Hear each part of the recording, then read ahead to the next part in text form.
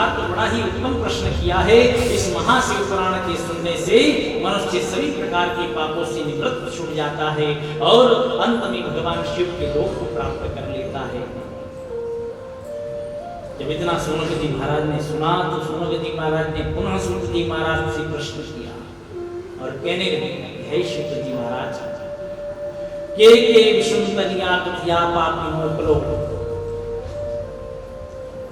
सोनक जी कहते हैं कि हे सूत जी महाराज, इस महापुराण के सुनने से कैसे कैसे पाप कर्म करने वाले, कैसे कैसे पापी मनुष्यों का उद्धार होता है, वह कहने की कृपा कीजिए। पहले वह भी तो बताइए।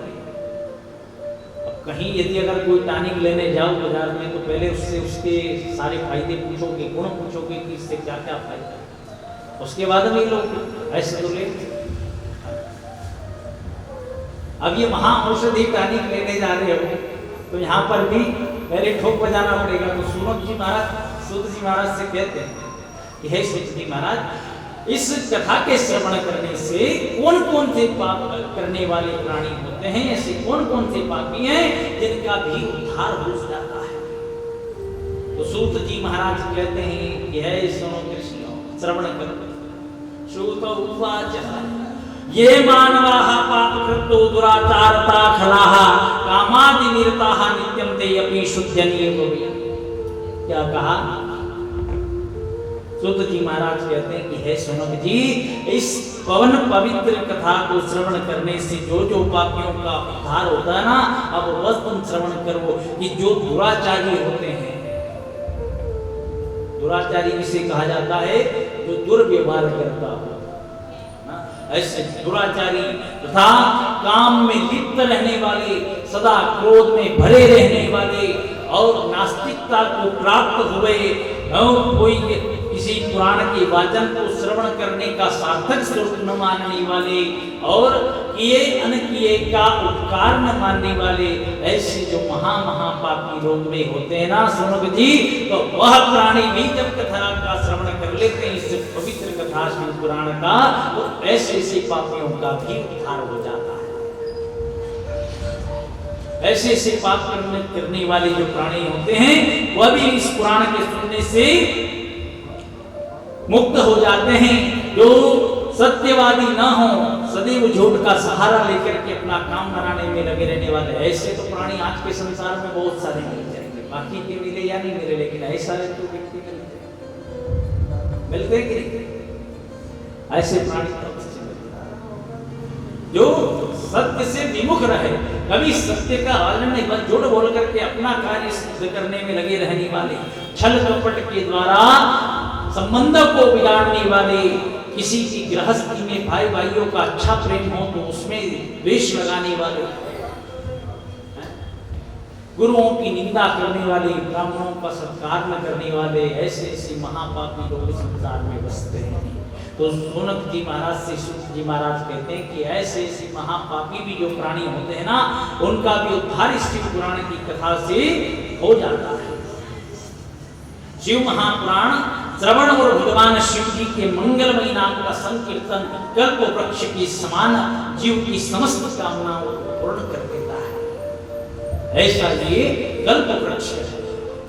इसकी श्रवण करने से हमारी कोई मनोकामना होना तो वह भी 7 दिन में, जब यदि अगर एक बार भी भगवान से सच्चे लगन लगा करके और मनोकामना परमात्मा से कर लो तो मनोकामना सिद्ध पूर्ण हो जाती है। लेकिन ऐसे कोई जरूरी नहीं कि आप ये चीजें चढ़ाओगे या वो करोगे या वो वस्तु चढ़ाओगे उसी से आपके कार्य सिद्ध होंगे, ऐसा नहीं है। ये शिव महापुराण की जो कथा है ना, इस शिव महापुराण की कथा मात्र श्रवण करने से मनुष्य की मनोसिद्धियां सिद्ध हो जाती है। इतना बड़ा ये कल्पवृक्ष। कल्पवृक्ष क्या दे सकता है? जो आप मांगो सारी भौतिक सुख दे सकता है, सारी चीजें दे सकता है, लेकिन यदि अगर कोई सर्वदा सुखी कर सकता है तो वह संसार में ऐसी कोई दूसरी चीज नहीं, और केवल इस महाशिव पुराण की कथा है। इसके श्रवण मात्र से मनुष्य के पाप भस्म हो जाते हैं, सारी मनोकामनाएं पूर्ण हो जाती है। इस दिव्य ग्रंथ में 24,000 श्लोक है। देखो वैसे तो ये महाशिव पुराण जो ग्रंथ है ना, इसके पहले 1 लाख श्लोकों का ये ग्रंथ था, उस समय व्यास जी महाराज ने मन में विचार किया कि कलयुग का प्राणी वैसे ही कली दूषित हो जाएगा और कलयुग में मनुष्य के पास में समय भी नहीं रहेगा। मनुष्य के पास में समय है क्या? आज के समय में सारे काम के लिए समय है, मोबाइल चलाने के लिए भले 2 घंटे 3 घंटे 4 घंटे 5 घंटे का समय है, लेकिन थोड़ी देर पुराण की कथा लेकर के बैठ जाए या कोई सत्कर्म की कथा का वाचन घर में बैठे बैठे ही कर ले, तो वो उसके लिए समय है नहीं। क्योंकि उतनी देर इंस्टा छूट जाते, उतनी देर फेसबुक व्हाट्सएप छूट जाता है,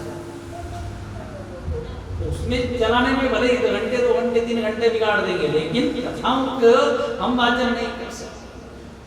तो व्यास जी महाराज ने मन में विचार किया कि देखो कलयुग का जो प्राणी होगा ना, ऐसा शोक और विलासी प्राणी रहेगा कि उसके पास में समय वैसे ही नहीं रहेगा।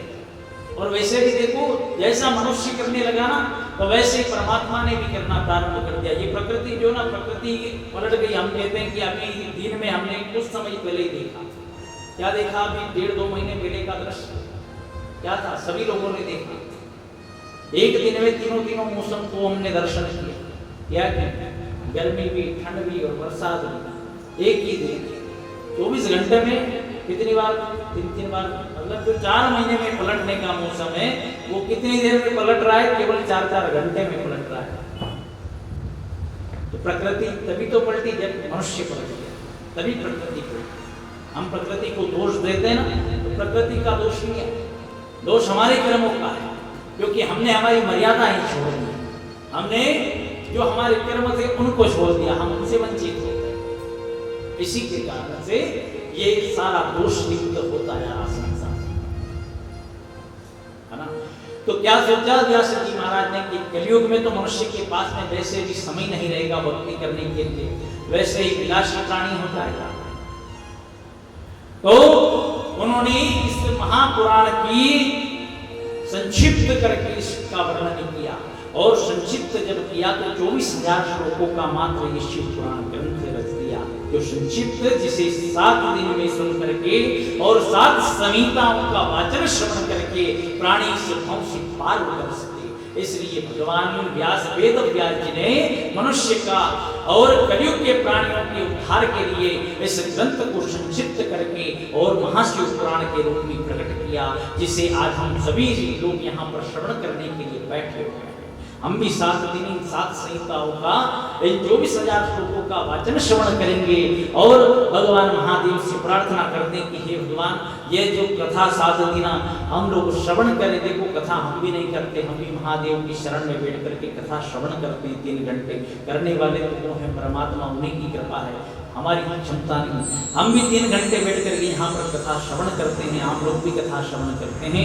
तो ये कथा हम जो श्रवण कर रहे हैं, इसकी सार्थकता हमारी भगवान के चरणों से अनुराग हो जाए, भगवान के प्रति हमारी वो श्रद्धा, वो विश्वास, वो दृढ़ता, हमारा भाव उत्पन्न हो जावे, तो ही हमारा ये कथा श्रवण करना सार्थक है। ऐसे भाव के साथ में हमें ये कथा श्रवण करना है। तो भगवान वेद व्यास जी ने जो 24,000 श्लोकों का ये जो महाग्रंथ रचा है, इसे हम श्रवण करें।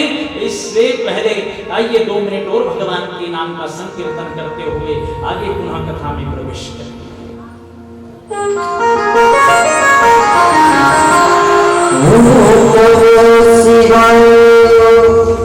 नमः शिवाय, हरि हरि बोले नमः शिवाय।